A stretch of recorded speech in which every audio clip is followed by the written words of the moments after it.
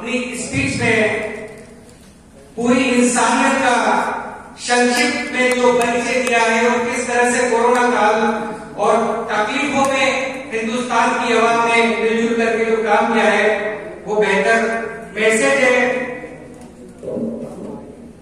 चूंकि हम काफी लेट हो चुके हैं और प्रोग्राम का वक्त शॉर्ट है, 20 से 25 मिनट का प्रोग्राम बाकी है, इसलिए मैं आपको बता दूं कि हमारे बीच में व्यापार मंडल के अध्यक्ष मनीष जी एवं महामंत्री आनंद वर्धन जी मौजूद हैं, आपका सम्मान होगा। इसके अलावा हमारे बीच में पंडित पवन सागर जी जो डॉक्टरेट की उपाधि भी रखते हैं, उनका सम्मान होगा। और बड़े शिक्षा क्षेत्र में नए आयाम स्थापित करने वाले शख्सियत जनाब शाहीन अफरोज हमारे बीच में मौजूद है, आपका सम्मान होगा।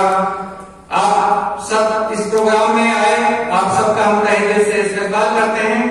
आगे के लिए मैं हमारे बीच में जो मेहमान पूनम दीदी मौजूद हैं उनको मैं बुलाऊंगा। उसके बाद पंडित पवन सागर जी को सबसे लास्ट में हमारे बीच में हमारे परम सम्मानीय संत रामनिवास जी महाराज जो बैठे हैं उनका उद्बोधन होगा। तो सबसे पहले मैं पूनम दीदी से गुजारिश करूंगा कि आप माइक पर तशरीफ लाएं और अपना उद्बोधन दें।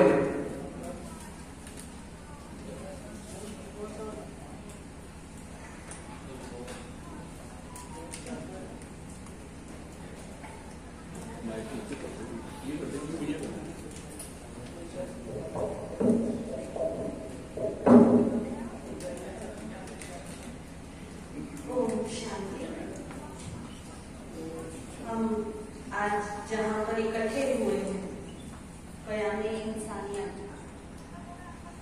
मैं आभार करती हूँ कि आप सबने हमें निमंत्रण दिया। सम्मानित मंच, पधारे हुए अतिथि और सभी विद्वजन, ये बहुत ही कहूँ मैं नई काम है इंसानियत का। लेकिन जैसा कि भाई साहब ने भी कहा कि क्या इंसान को इंसानियत के लिए जगाना जरूरी है। जैसे चीनी है, गन्ना है, ओरिजिनली मीठा है, उसको मीठा करने के लिए अलग से एफर्ट्स करने की जरूरत नहीं पड़ती है। वो उसके नेचुरल गुण है, जब भी गन्ना पैदा होगा मीठा ही होगा, कभी भी कड़वा या खारा नहीं होगा। मिर्च होगी तो वो तीखी ही होगी, वो उसका ओरिजिनल कोर बेसिक नेचर है, उसको बदला नहीं जा सकता। इंसान में इंसानियत जगाने के लिए एफर्ट्स क्यों करने पड़ रहे हैं? तो अगर हम देखें इंसान और इंसानियत, अगर इंसानियत शब्द के टुकड़े किए जाएं तो इंसान और नियत, इंसान का कोई भी काम करने की नियत क्या है, चाहे वो किसी भी धर्म, जाति, मजहब, समाज, देश का क्यों ना हो, हर एक व्यक्ति को भूख लगने पर वही महसूस होगा जो किसी दूसरे देश के व्यक्ति को होगा। किसी एक की भूख कुछ अलग और किसी एक की अलग नहीं होगी। मैनर्स हर एक में एक जैसे ही होंगे, कोई ये नहीं कहेगा मेरे मैनर्स ज्यादा सोफिस्टिकेटेड हैं। इंसान को बचपन से सिखाया जाता है सच बोलो, कहीं पर भी ये डिफरेंस नहीं किया जाएगा अपने धर्म में सच बोलो, दूसरों से झूठ बोलो, नहीं, हर एक से सच बोलो, हर एक से प्रेम करो। तो जो नियत है वो क्या है? तो जब तक हम ये नहीं समझ लेते हैं कि हमारी नियत कैसी है, अगर मैं उसको और भी कहूं, सीधी सी भाषा है, हमने जितना भी इतिहास पढ़ा है उस इतिहास में हम देखते हैं आंख के बदले आंख, खून के बदले खून, इस तरह की सिस्टम रखा है हमारा। लेकिन अब जो न्याय प्रक्रिया अभी चल रही है उसमें ऐसा नहीं है, उसमें कुछ ना कुछ सजा का प्रावधान है, जिसमें व्यक्ति को थोड़ा कुछ काम करना पड़ता है, थोड़ा उसको अपने कंफर्ट से बाहर निकलना पड़ता है ताकि उसे ये रियलाइज हो कि मैंने जो किया शायद गलत किया है। लेकिन क्या अंतर है? एक है मेरा भाई या मेरी माँ का किसी ने खून किया, मैंने सीधा जाके उसको मार दिया, वो भी वही काम कर रहा है जो दूसरे कर रहे हैं, पर बदले में और न्याय में फर्क है।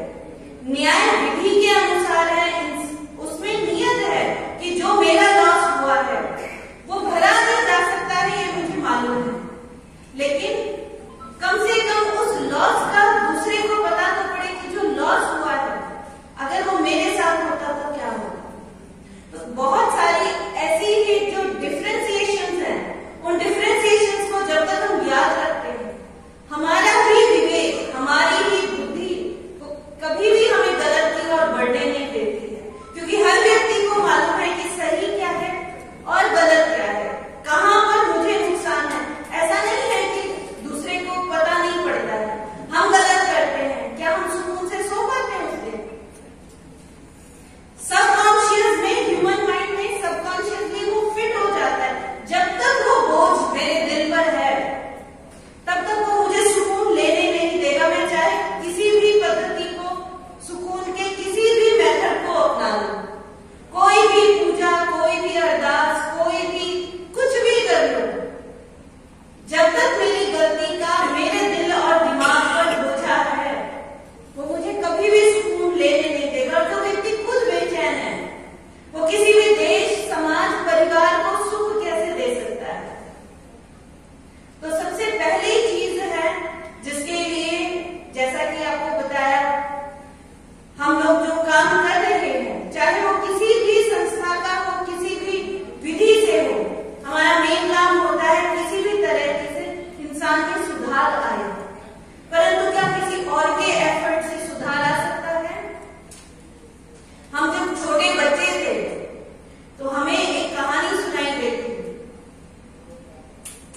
एक मिथक सा था कि हम बीज के साथ कुछ और ऐड करके डालते हैं हम, तो वो भी गुण उस बीज में आ जाता है।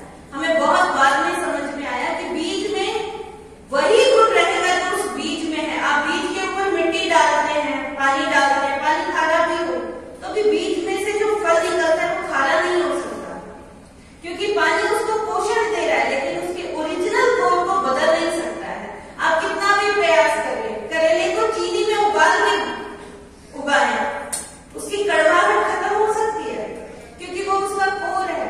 हमारा भी कुछ ना कुछ तो अंदर में है ना। हम सभी जिस भी देवी देवता, खुदा, भगवान, मजहब को मानते हैं, कभी कोई ये कहता है मैंने 60 साल तक, हे प्रभु, हे भगवान, हे अल्लाह, मैंने 60 साल तक लोगों से बहुत प्यार से जिया है, अब मेरा प्यार से पेट भर गया है, अब लोग मुझसे नफरत करें, मैं लोगों से नफरत करूं, मैं उसमें भी खुश हूं। चाहेगा कोई? वो जिंदगी के पहले दिन से आखिरी सांस तक वही प्यार, वही सहयोग, वही शांति चाहता है। कोई भी ये नहीं चाहता नहीं मैं तो बहुत जी लिया ना शांति से, अब मेरे घर में रोज कलह कलेश हो तो भी चलेगा, मैं रोज किसी का खून भी कर दूं तो भी चलेगा, मैं रोज डर के जीऊं वो भी चलेगा। चाहेगा कोई भी नहीं चाहेगा। तो जो बात चल रही है इंसानियत, हम सभी इंसान जब जन्म लेते हैं तभी भी सेम है, मरते हैं तभी भी सेम है। सिर्फ जीवन का जो लाइफस्टाइल हम फॉलो कर रहे हैं, method to live our life, उसको जो फॉलो कर रहे हैं, वहां से डिफरेंशिएशन है। और वो डिफरेंशिएशन ज्यादा मुश्किल नहीं है, लेकिन वो हमारे बिलीव से रिलेटेड है। और उस बिलीव्स को चेंज करने की बजाय मॉडिफिकेशन की जरूरत है, क्योंकि चेंज करना किसी भी चीज को जिसको आप बचपन से मानते आ रहे हैं, एकदम से चेंज करना नेक्स्ट टू इम्पॉसिबल लगता है, क्योंकि हम जिस बिलीफ सिस्टम के साथ जीते आ रहे हैं वो हमारा कंफर्ट बन जाता है। और एक दिन में, एक साल में उस कंफर्ट को बदल